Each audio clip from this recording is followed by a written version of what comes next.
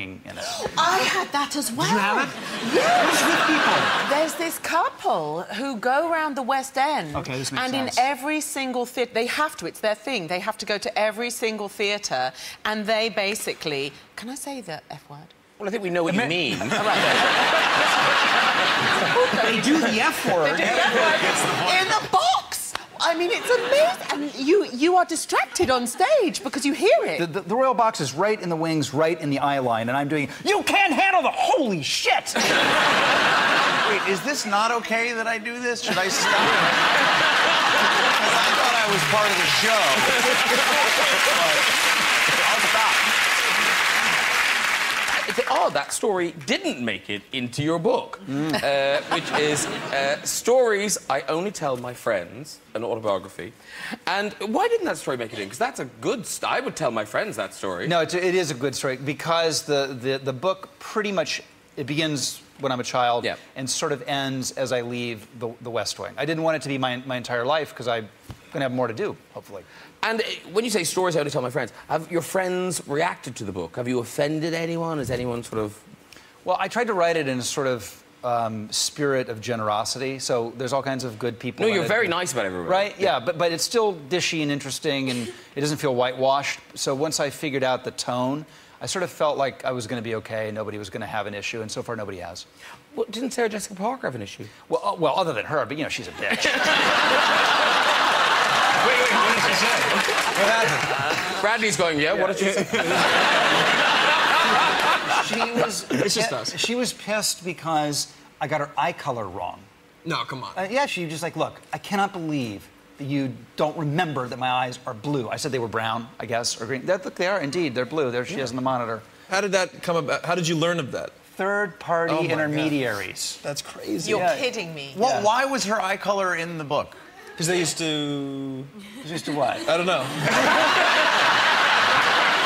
do the balcony thing in the gaze longingly into each other's eyes. It does seem like if you're gonna mention her eye color, you should do the research. I can be lazy that way. Okay. You're colourblind. That's it. Yes.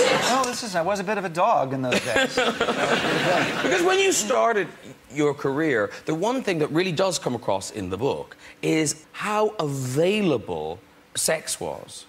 Yeah, I mean, look... I mean, fabulous, but...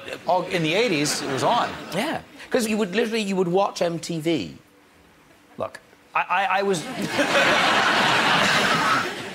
I was not... It's in the book, by the way. It's all in the book. I was not above using MTV as sort of the home shopping network.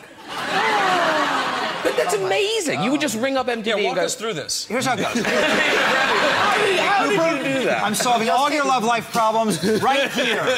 Here's what And you you're do. sitting next to a woman, so what... Okay, so here's what you do. Hold your ears. Here's the deal. You watch MTV. Right. You see the Sting video.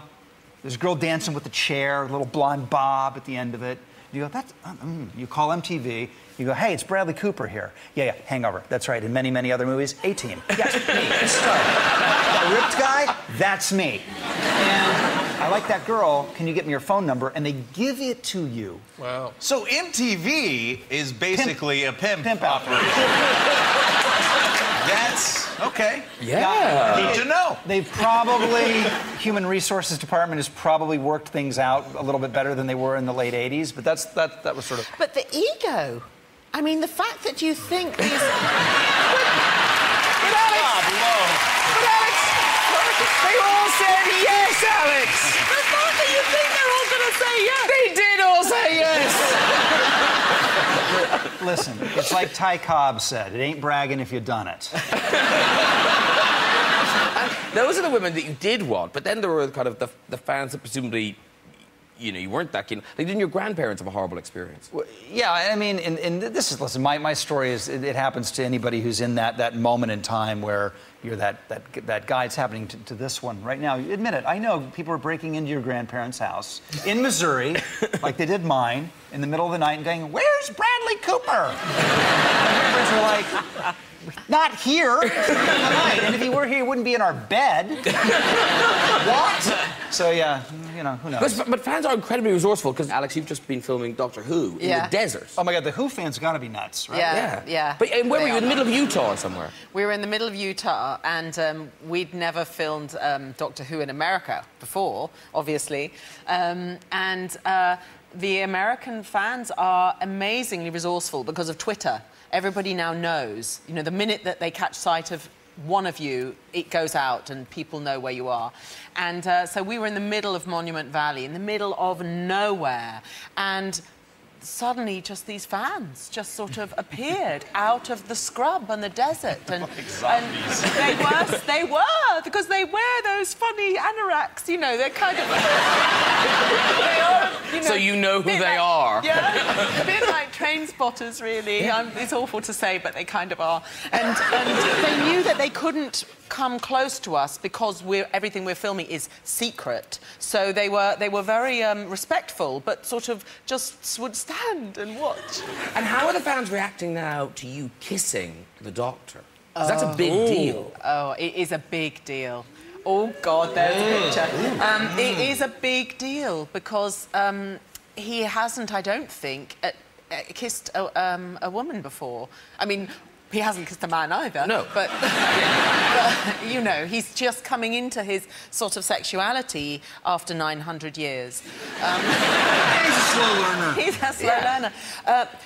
I think the fans have been OK, but I think I have to be quite delicate about it because it ultimately is a children's show.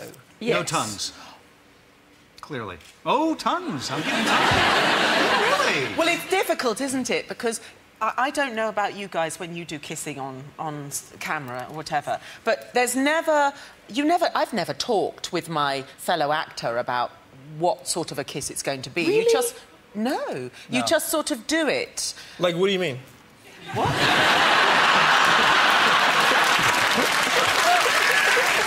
I'm lost. What do you mean? Well, no, you don't stand with your co-star and say, OK, you know, are we going to do full tongues, right, or, you know, down the tonsils, a little... Wait a minute, you don't talk about that. That's not true. No. Sarah Jessica Parker, to keep defaming her, she said, she had someone, a third party, say to me, don't put your tongue in her mouth.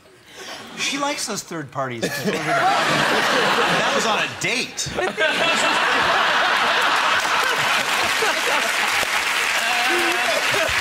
the thing is, though, you have to kind of consider the role that you're playing and what sort of a kiss it is. I mean, you know, if it's Jane Austen, you're not going to do sort of big tongue jobs, are you? It's going to be very demure. But interestingly, and I'm not going to mention the actor's name because this is a little bit Sarah Jessica Parker, what I'm about to say. But I did do a job once. I thought you'd become an actor. It was in 10 minutes. This is a bit, Sarah Jessica Parker. Bear with me. I did a play, and at the end of the play, there was a kiss. And we'd been doing this for a long, long time. It was a long run. And this actor, every time we had this chaste kiss, he would stick his tongue down my throat.